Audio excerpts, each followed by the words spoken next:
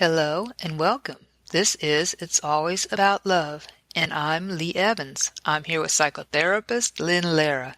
Lynn has been in private practice for many years, and today she brings all that experience and wisdom to help you. We are here to answer your relationship questions. It's our desire to help you and make what you learn from this podcast usable in your life right now. Do you have something that you'd like to discuss with us by email?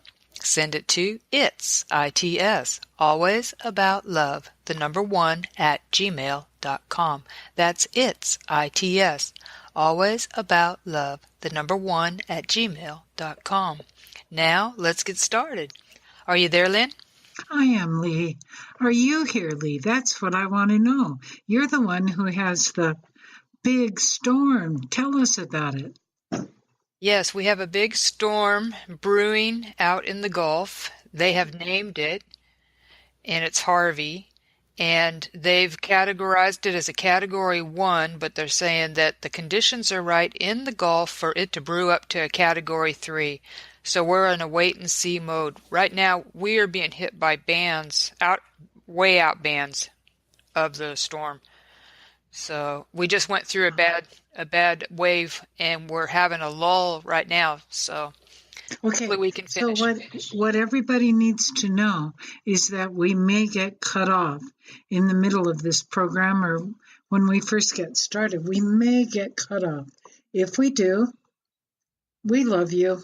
And Yes. We'll be back tomorrow. Actually, Lee will be back tomorrow, to the best of my knowledge, because I have a couple of other appointments that I really need to be there for. So, as far as I know, I won't be here tomorrow, and Lee's going to be talking about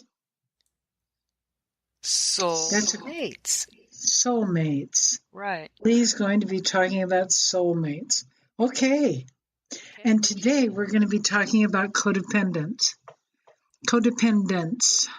People call it codependency, but it's actually a noun, a name of something. It's codependence. And it's fascinating. Women have it pretty bad. When I say bad, though, I just mean more severe, usually, than men do. And what codependents are people who are pleasers. Pleasers. They want to please other people, the person they're with, even their children. They're codependents, and they are pleasers. You can just put that word right with codependence. It's dysfunctional. It doesn't work. Let's talk. Can we use Angelina and Brad again? Yes, go ahead. I hope the two of you don't mind. If you just happen to be listening to our program, you guys probably have a lot better things to do with much more money. But Angelina had to have been a codependent in her relationship with Brad. And what that means is that she put up, if he was an alcoholic or a drug-dependent person, then his actions were insane a lot of the time. And that's what alcoholism is like. The person, you just go, what the heck are they doing? I just said this, I just did this, but the codependence covers up for the alcoholic. So if the alcoholic isn't going to go to work that day because he or she has a hangover, it's the codependent who probably will call the boss at the business and say, oh, Sam's sick today. He won't be able to come. And really, Sam isn't sick. Sam is hungover. So, although that's a sickness too. Codependence is where the person who is codependent, and you can be alcoholic and codependent at the same time, but the person who is codependent looks to the other person to tell them how to be. Okay? And we've been dealing a lot with codependence while we've been answering your questions. What should I do about this? But I've been saying, what do you want to do? What do you want from this? Because it's really up to you. But codependents look to the other person to tell them how to be. Make sense so far? Makes sense. So, okay, good. I'm glad. The other person usually who's in a relationship with a codependent, they need the codependent in their lives, by the way. They're addicts, alcoholics, they're gamblers, something maybe causing them problems with their mental health, meaning that they're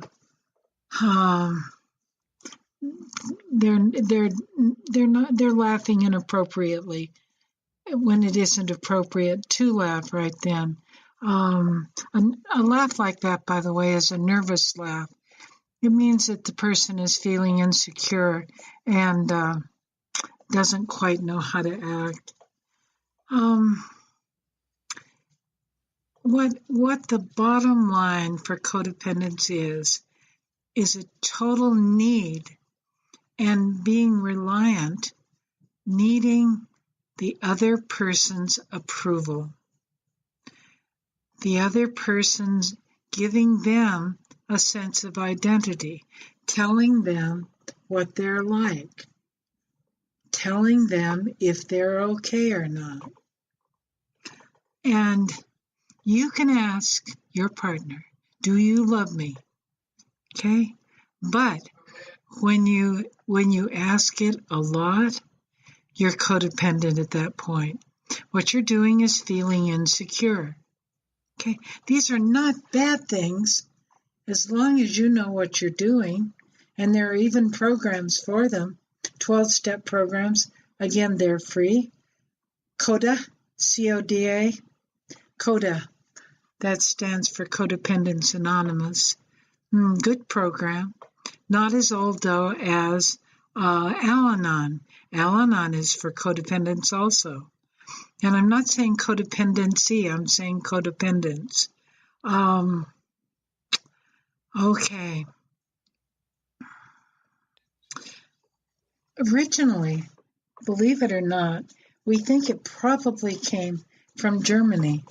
And Karen Horney could have been the originator of codependence. She was a psychiatrist back in the 1940s. Brilliant woman.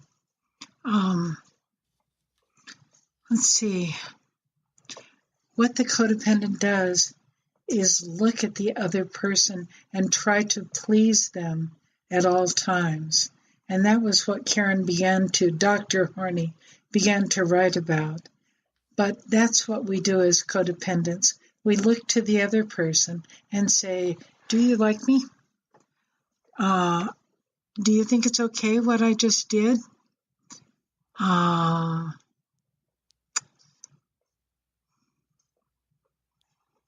Let's see. It can harm the person physically who suffers from codependence. And the other thing is that the person then who's the addict is the other side of codependence and is the person who tells them what they're like, what they ought to be doing. That person can get very angry with the person who's being codependent. So what we've talked about a lot here is focusing on self rather than focusing on other. Codependence is the state of focusing on the other person. What do I think they think of me right now? Look, some codependence is normal. It's true. It's not a bad thing, but when your whole relationship is focused around you trying to please your partner, you've got a problem. Okay? You need to focus on yourself and say, how do I feel about that? Do you remember that example that I gave of years and years ago? I was in a meeting, a 12-step meeting, and one of the women who was talking, actually it was an AA meeting, but she was talking about her relationship. And she said, He's been seeing somebody else. And I thought, this is such a great story. Me and a lot of other people who weren't in recovery yet from codependence thought, now she's got to find a way to please him so that he'll stop being attracted to somebody else and start being back with her. But she shocked me. I've never forgotten it. Not going to tell you her first name. And I don't know if she knows what an impact she had on my life. What she said was, what am I doing with someone who would be going out with another woman?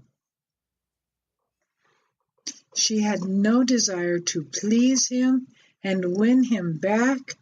She wanted nothing more to do with him, and that is called recovery from codependence. Great, great. Codependent families are that too. And let's go over again the three roles that children play in a family. The first is the hero. The hero is usually the oldest child. Lee and I were both heroes. Were you a hero, Lee? You're the oldest. I was a hero, but it flip-flopped. When did it flip-flop? Let's see if I can remember this right. It flip-flopped when I was hit by a bus, and everybody thought it took my life, but what it did is it changed my personality. So who became the hero? The second born, which was my sister. Okay. How much younger than you was she? How many years between you?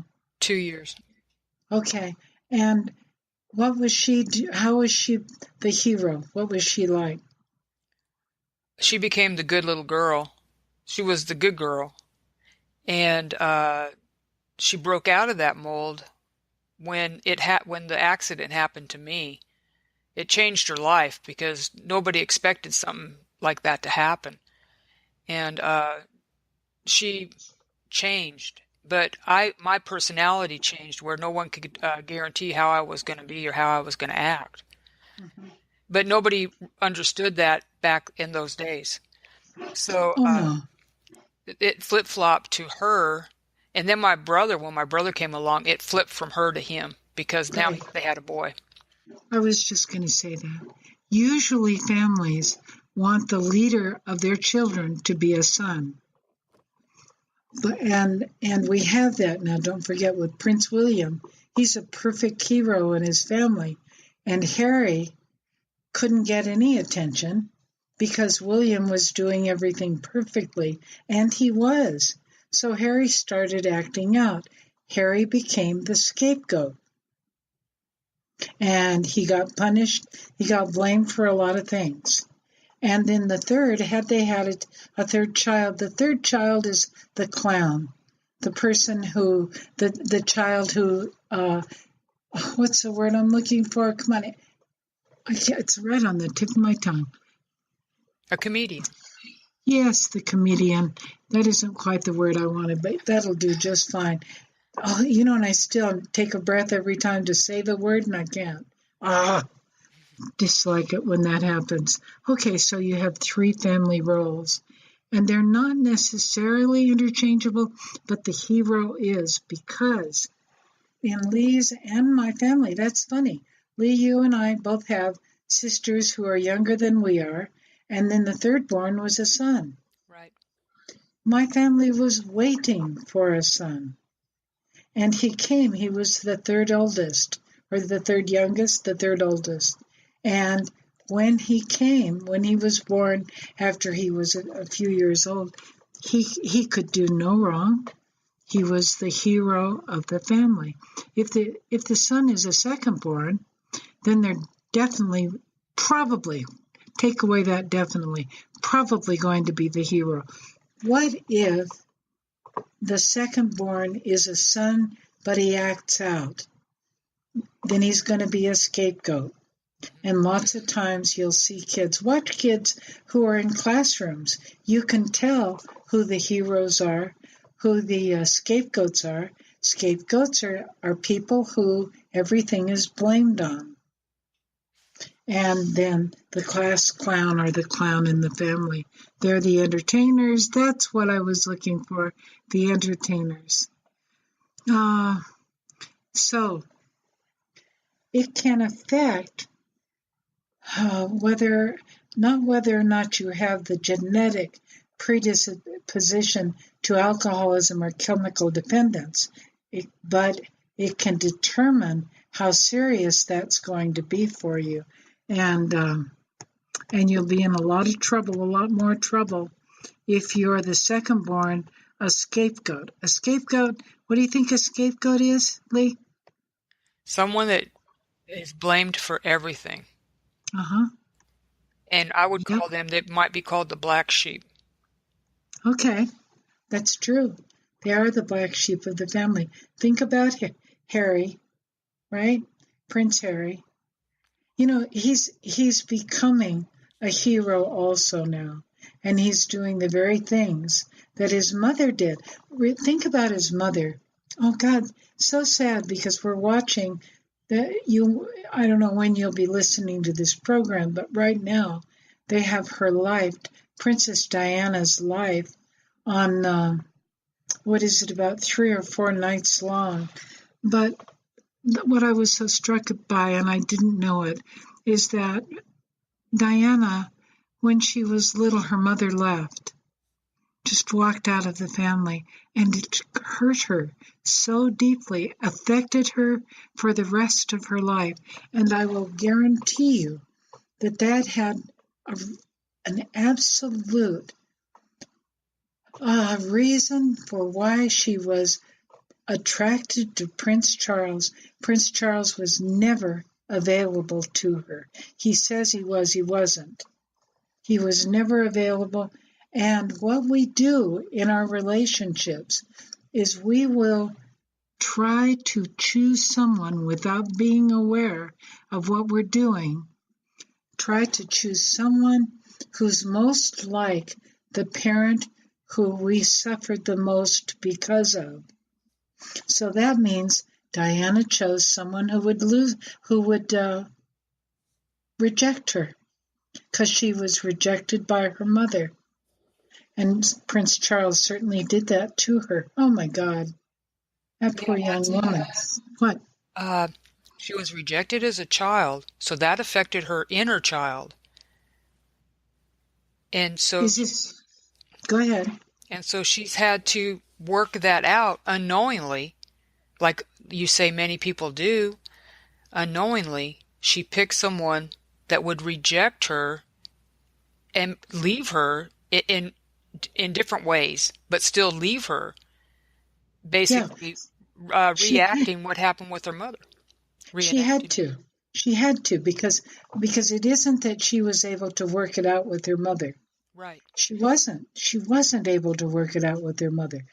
She chose a man who was going to reject her, and she would have continued to be in relationships with men who were going to reject her until she was actually able to help herself with her inner child that Lee's talking about. You're right, Lee. But guess who else? Who else? Jackie Kennedy. Okay. Her father rejected her when she was young. She had to marry a man who was going to have affairs. Her father did that. He had affairs with lots of women. Who was going to have affairs and was going to reject her, but still have her there. If Diana hadn't been so ornery, and it kept her alive in many ways, if she hadn't been so ornery, she would have kept on with Charles and trying to solve what happened when she was a little girl. Jackie Kennedy did the same thing. I don't think, what's the name? Onassis. I don't think that was about love. I think it was about security.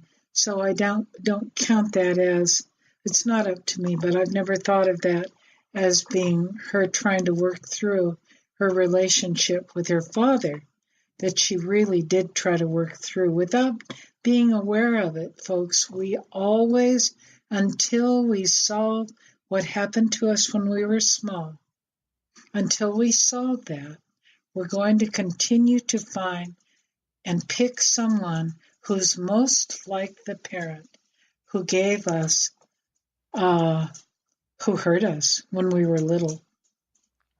How do we know who hurt us when we were little if we have no recollection or if it's buried? Well, but because it continues on through your life. The Give tendon. me an example. Good Let's see. question, by the way. Somebody sent something and they said that they were with somebody that was emotionally unavailable. Mm-hmm. And they realize now that they have been choosing people. Mm-hmm. I mean, it just came to them that have been emotionally unavailable. Mm-hmm. And their question was, why? Well, who was emotionally unavailable when they were growing up, when they were little? Well, if I'm thinking in my own, okay, going back, emotionally unavailable, I think if you're very young, would fall to the mother. No. It depends on the parent Yes, it does and what depend they're on the doing. parent. But I'm thinking this person could not recall anybody in her life like that. That's what I was wondering. Could it go back to the mother not being a good mother at the beginning? Possibly, just possibly. We always want to blame, The mother. the mother. We do. Okay. I don't know, Lee. I don't know. But what was her relationship like with her mother today? She didn't really say, but from what I understand, I don't think her mother was still alive. Well, okay. So what was her relationship like when her mother was alive? Very distant, but that was because of location, geographical location, I think. No. What about phone calls and stuff? Oh, I don't know. I really don't know. Okay. So, but we don't have to know which parent it is that has caused us to become so codependent. Okay. We don't have to know that. What we need to do is work with our inner child. And Lee, do you have your teddy bear or your stuffed animal there? Yes, I do. Okay, and if we were on the screen and we're using our cameras like we promised you all that we would, you would be able to see Lee holding her teddy bear. How big is your teddy bear? Is it a teddy bear? Yes, it is. It's 12 Yeah, inches. 12 inches. That's a precious little one. Okay. And what I used to have my clients do was hold a stuffed animal, a soft animal, close against your chest. And you can do that if you want to right now, Lee. Okay. And just push it into your chest and feel the comfort that comes from doing that. And then I want you to talk to your inner child as you're feeling that happening. If you want to, Lee, you can do that. I'm not asking you to. But do you feel the comfort that you're getting as you push that stuffed animal into your chest area? Yes. Yeah. Are there any thoughts that you have as you do that? My thoughts are thoughts comfort. Comfort. I feel Yep. comfort. Yep. Yeah. And so right now, And Lee security. is comforting her inner child that exists from 30, 40, 20 years ago, however old your inner child is, how many years that was that you had that inner child, and you're learning to comfort yourself. And when you do that yourself, you'll not have the same need to be codependent and look to your partner to comfort you. Now, there's nothing wrong with hugging and being warm between you and your partner, but when you're looking for it so that you can say that you're okay, that you're all right, that's codependence. and that's putting too much importance on your partner. Look, everybody needs to know that they're likable, that they're wonderful, that there's nothing wrong with that. But I'm talking about the kind of person who truly does look for their sense of okayness from all the time from their partner. Got it? Got it. Okay. When you're with, like Angelina and Brad, when you're with somebody who's an alcoholic, how could Brad possibly meet Angelina's needs that she had? Because she had some problems going on with her father. She rejected him while as an adult, and I think he's back in her life now, but she had pushed him out of her life for quite a while. So if Brad was drinking, and believe me, alcoholics are not there emotionally for you, and Angelina was not going to get her needs met by Brad. Is that clearly? Yes, it is clear. Do you have any questions about any of this? I have so far? insight in it. In my marriage, it never did dawn on me that the person I was with, because of the addictions, was emotionally unavailable. I never made a connection. Yeah. They can't be. It's not their fault. They can't be. Okay. They're messed up chemically, so they can't be there for you. One of the very first books that was ever written about this, nothing wrong with getting these books, by the way, Janet White's Adult Children of Alcoholics, which is where the name came from. In meetings, there are ACOA meetings, Adult Children of Alcoholics. And I went to several of them, and then I quit because they made us all talk. And I went, no, I think we're only going to talk if we want to. But they kept on calling on you until you would talk. And I don't mind talking in any place, but I didn't want to do it because I was told to do it. Women who love too much. Listen to that. But there are also men who love too much as well. And the men who love too much are going through the same insecurity that women are, and they need their spouse, their girlfriend, their boyfriend, to tell them that they're okay. You're a wonderful person. Melody Beattie is a woman who began the 12-step programs. Good, and she wrote some really good books. But Pia Melody is my favorite. That's just the way it is. Pia has, over 40 years in AA. I think the world of her. And Pia Melody wrote a book called Facing Love Addiction. Good book, folks. Facing Love Addiction. And you will see a lot in there about codependence, because the person who's addicted to the person who they're in the relationship with. Addicted, that's different from being healthily in love. Addicted to that person is they are a codependent, and they are looking to the person they're addicted to tell them that they're okay. Let's see, facing codependence and facing love addiction. I don't know if Pia's written a newer book than those two, but and there are workbooks that go with them. I can recommend them. But listen, all these books are good. Let's see, Melody Beattie, Codependent No More. Good book.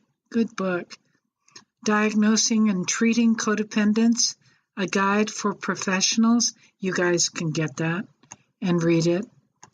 Really good. And what happens is that people in the mental health field don't have a lot of respect for people in the chemical dependence field, which includes codependence.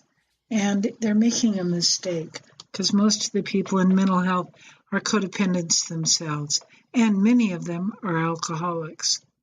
So it's about time for me to stop, isn't it? It's Yes, just it about is.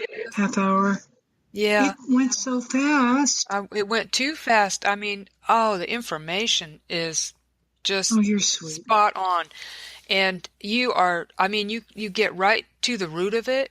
You break it down where we can understand it, and I really appreciate that. Thank you, Lynn. And I know that the listeners appreciate it also. And I'm sorry, everyone, that we have to say goodnight at this point. I mean, this is so good. I'm hoping we can hear more. It won't be tomorrow, but maybe Monday. But we will be Okay, back because tomorrow. I've got some lists and things of the characteristics of the codependent. I've got a lot more to tell you, and I I'd think be it's happy to do it. okay. Good. Okay, Good good. information. Lee, Good I love information. you. You're Love you great. too. Thank you so much, honey. And we will be back tomorrow, Friday. I will be back on the soulmate subject. So join me then, 5 p.m. Pacific time. So until tomorrow, remember, it's It's always always about love. love. Bye Good night, everyone. bye.